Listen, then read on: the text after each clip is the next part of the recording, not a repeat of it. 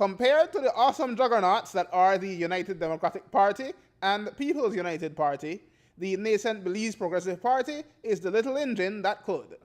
They think they can pull off a monumental upset in the March 7th municipal elections.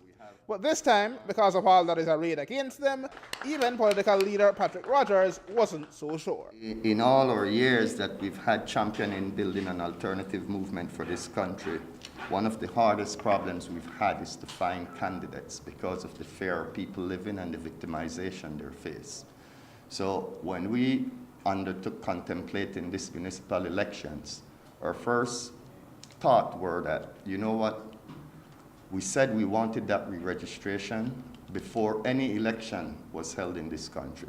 When you talk about canvassing to do a campaign, you will find that it's an exercise in futility because the elections cannot be fair, cannot be free if they're not fair. And giving one alternative party that don't have money to hand out on election day, only a message to try and reach the people with before the election day, a list that is compromised is a waste of time. So, although I was one of the proponents to not contest these elections, I am not a dictator at the B.P.P. In fact, I don't even get to vote at the executive meetings. And my position was voted down. And I'm glad it did, because we need to build a brand. The party has amassed a total of 18 candidates across 5 of the 9 municipalities, and might have had more if some hadn't dropped out for various reasons.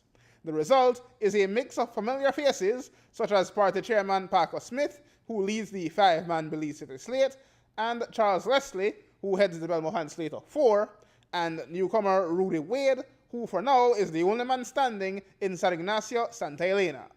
All are determined to bring down the Goliaths of the PUP and UDP in March. Don't feel that because we don't have a full slate that we cannot get the job done.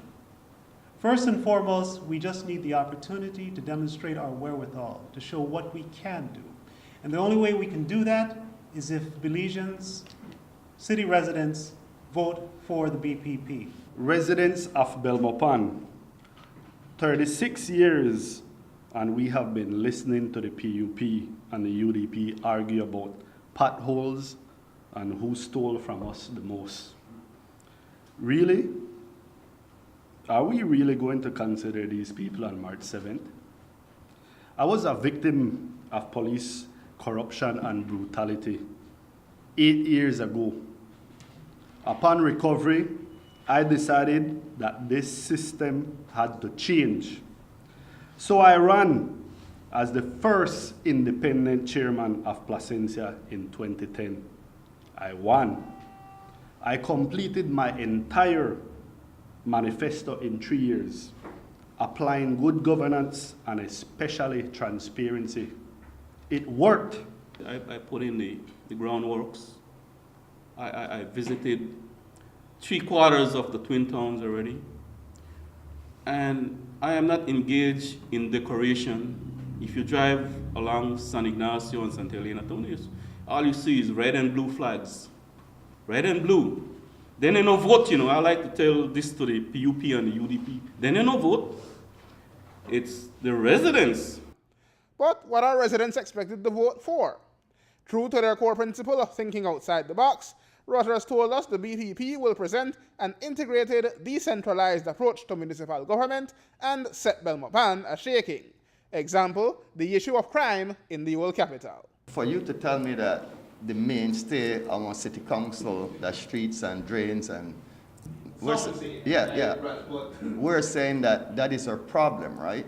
Our problem is that the national government dictates and sends down to the local government and saying, no, crime, that's not your purview. Well, we're saying at the rate our youths are dying, we have to make it our priority.